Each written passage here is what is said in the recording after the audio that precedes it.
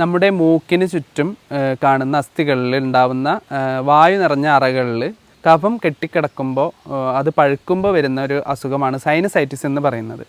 പ്രധാനമായിട്ടും തലവേദന ഇതിൻ്റെ ഒരു ലക്ഷണമാണ്. രാവിലെ എണീക്കുമ്പോൾ തലവേദന ഉണ്ടാവുക, പിന്നീട് വെയിലാകുമ്പോഴൊക്കെ തലവേദന കുറഞ്ഞ് വരുന്നൊരവസ്ഥ, അതുപോലെ തന്നെ തലയിൽ ഒരു ഭാരം ഉണ്ടാവുന്ന അവസ്ഥ, ഒരു മൂക്ക് എപ്പോഴും മാറി മാറി അടഞ്ഞിരിക്കുന്നൊരവസ്ഥ, അതുപോലെ തന്നെ ക്രോണിക് സൈനസൈറ്റിസിലൊക്കെ നമുക്ക് സ്മെല്ല് കിട്ടാതെ സെൻസേഷൻ ഉള്ളൊരു അവസ്ഥ, ഇതൊക്കെയാണ് സൈനസൈറ്റിസിൻ്റെ പ്രധാന ലക്ഷണങ്ങൾ.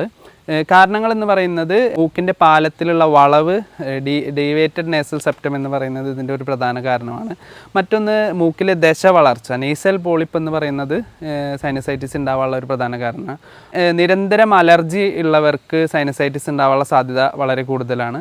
ആയുർവേദത്തിൽ നസ്യം എന്ന് പറയുന്ന ചികിത്സയും ഹെർബൽ സ്റ്റീമിങ്, അതായത് ആവി പിടിക്കുന്ന ചികിത്സയൊക്കെ സൈനസൈറ്റിസിൽ വളരെയധികം യൂസ്ഫുൾ ആയിട്ടുള്ള ചികിത്സയാണ്.